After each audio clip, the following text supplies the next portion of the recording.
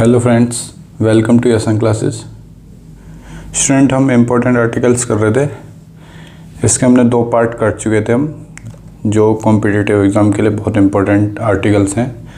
आज हम इसका 3rd पार्ट स्टार्ट करते हैं। देखो भाई, पहला इसका आर्टिकल क्या है। Article number 123। मैं 4 आर्टिकल लिखा रहा हूँ जो एकदम कनेक्टेड हैं, जिससे आपको याद हो जाए। Article number 123, article number 124, article number 213, article number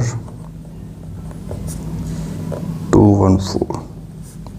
इससे पहले पार्ट में हमने 110 तक आर्टिकल कर लिए थे। उससे आगे चलते हैं 123 से। देखो भाई, 123 आर्टिकल क्या कहता है। ये चारों कनेक्टेड आर्टिकल है, 123, 124, 213, 214। तो इसलिए मैंने एक साथ लिखा दिए, ठीक है।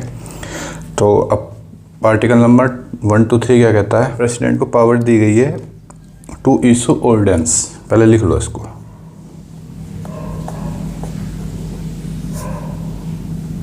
Power of president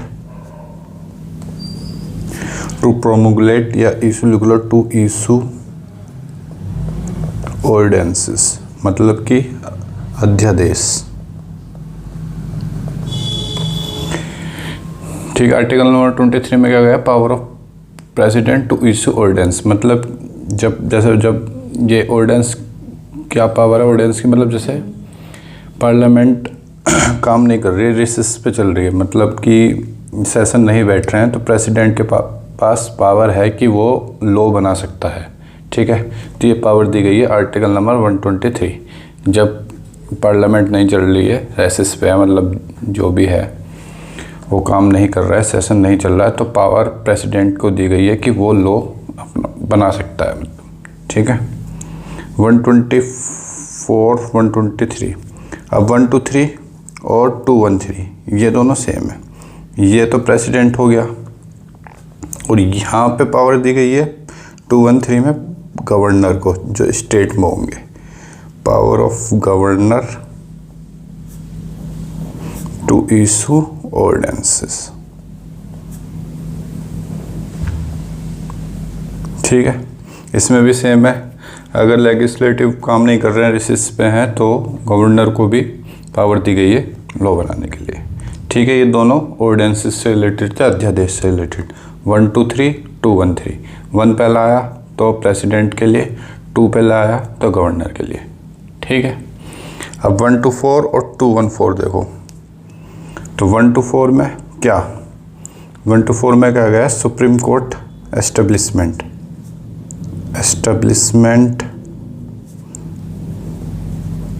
of supreme court.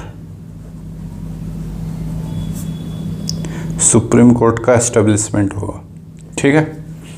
ये हमारे आर्टिकल में कहा गया है। 124 में कहा गया है कि हमारे देश में सुप्रीम कोर्ट होगी, ठीक है, उसका एस्टेब्लिशमेंट होगा, ठीक है। 214 में क्या कहा है, यहाँ सुप्रीम कोर्ट को गया 1 में, तो यहाँ पे भाई हाई कोर्ट को कहा होगा। हाई कोर्ट का एस्टेब्लिशमेंट होगा कहाँ पे, स्टेट्स में। बस ये 4 आर्टिकल थे, कितने इजी से, ठीक है।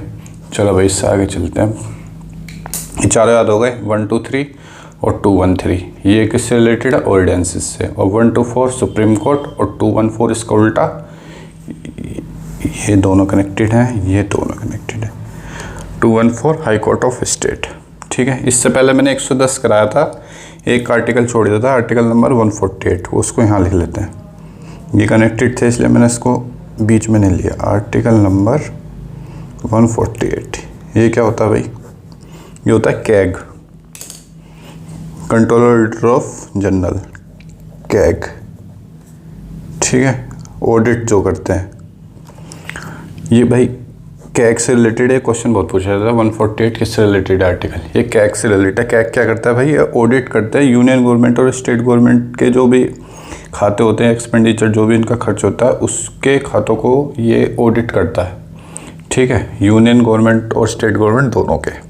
तो इसलिए बहुत बड़ी चीज़ है, इसलिए आर्टिकल पूछा जाता है कि कैग 148 आर्टिकल में क्या होता है, कैग। ठीक है, इससे आगे चलते हैं। आर्टिकल नंबर 155, इसमें क्या कहा गया भाई, आर्टिकल नंबर 155 में जो स्टेट के गवर्नर होंगे, गवर्नर ऑफ स्टेट, उसको कौन अपॉइंट करेगा, appointed by president.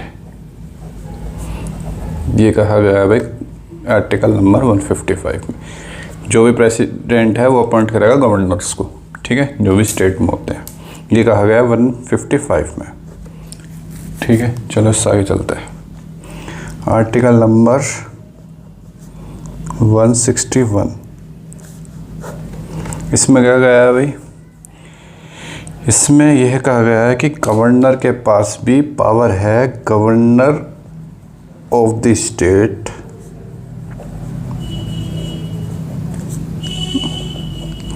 To grant pardon.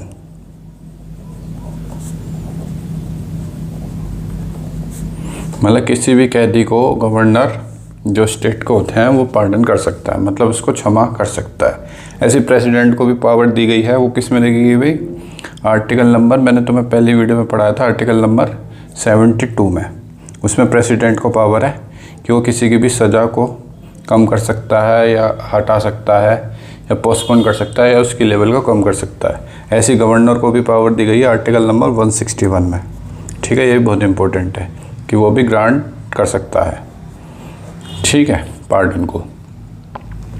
इसमें ये इनकी लेवल को भी कम कर सकते हैं, जो सज़ा का लेवल है, जैसे हार्ड सज़ा है तो उसको कम कर सकते हैं, या कुछ समय के लिए सज़ा को पोस्टपोन कर सकते हैं या सज़ा हटा भी सकते हैं। ठीक है, ये पावर होती है प्रेसिडेंट के पास भी, गवर्नर के पास भी।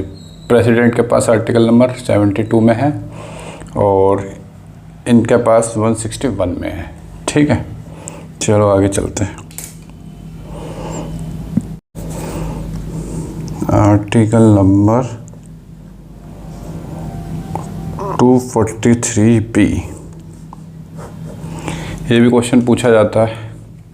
ठीक है, इसमें क्या है, कॉन्स्टिट्यूशन ऑफ पंचायत, पंचायत को कॉन्स्टिट्यूट करना। ये 243B से रिलेटेड है। ठीक है, इसके आसपास के पंचायत से रिलेटेड है, म्यूनसिपालिटी से रिलेटेड है, लेकिन ये याद कर लेना, article number 243B constitution of panchayat. ठीक है, एक आर्टिकल और लिख लेते हैं, इसके बाद नेक्स्ट पार्ट में देख लेंगे। ठीक है, आर्टिकल नंबर 280, इसमें भी भाई कॉन्स्टिट्यूट किया गया है किसको, फाइनेंस कमीशन को। Constitution of finance commission, finance commission, finance commission जो है उसको भाई कौन कॉन्स्टिट्यूट करेगा, प्रेसिडेंट। ठीक है, ये भी क्वेश्चन में पूछ लेता है। और इसके मेंबर को भी कौन अपॉइंट करेगा, वो भी प्रेसिडेंट ही करता है फाइनेंस कमीशन के। ठीक है भाई, इससे आगे के आर्टिकल भाई नेक्स्ट पार्ट में देखते हैं। ये आर्टिकल बहुत इंपॉर्टेंट है, इनको याद कर लेना। एक लास्ट पार्ट रह गया, पार्ट 4, उसमें जो बचे हुए आर्टिकल हैं उनको कंप्लीट कर लेंगे तो सारे हमारे आर्टिकल हो जाएंगे। ठीक है भाई, thank you so much, bye.